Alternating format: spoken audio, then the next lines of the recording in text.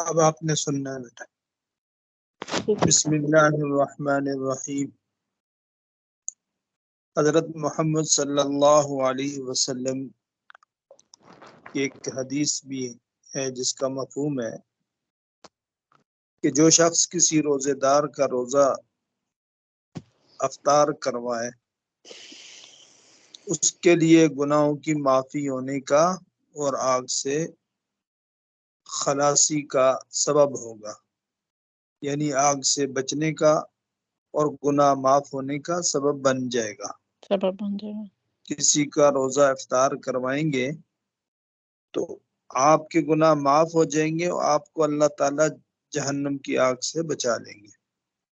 اور اس کے ساتھ ساتھ جو روزے دار ہے اس نے جو روزہ رکھا ہے اس کو جو ثواب ملنا ہے اس کے برابر آپ کو بھی ثواب ملے گا۔ جس نے روزہ افطار کروایا ہے اس کو بھی ایسے ہی ثواب ملے گا جیسے روزہ رکھنے والے نے روزہ رکھا ہے، جس کو آپ نے افطار کروایا اس کے برابر آپ کو ثواب ملے گا، اور اس کے ثواب میں کسی قسم کا کمی نہیں آئے گی۔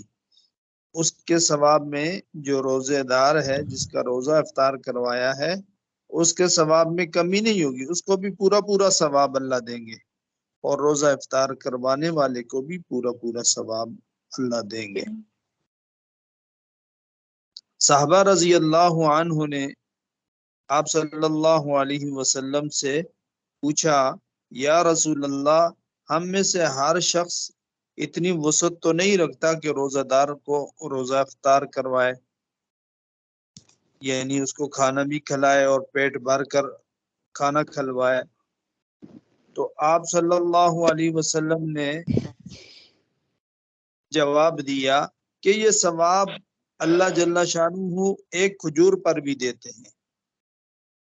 کوئی ایک کھجور کے ساتھ کسی کا روزہ افطار کروا لے اس پر بھی اللہ یہ ثواب دے دیتے ہیں۔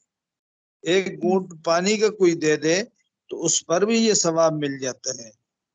ایک گھونٹ لسی کا کوئی پلا دے روزے دار کو اس پر بھی یہ ثواب اللہ دیتے ہیں۔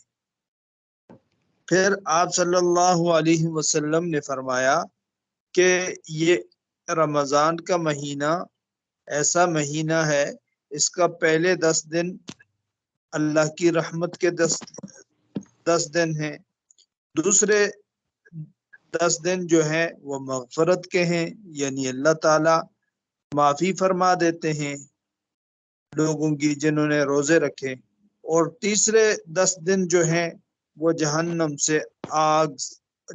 کی آگ سے بچانے کے ہیں۔ اللہ تعالی جنہوں نے روزے رکھے ہیں ان کو جہنم کی آگ سے بچا لیتے ہیں۔ تو یہ روزے کی برکات ہیں جو اللہ تعالی نے روزے داروں کے لیے رکھے ہیں۔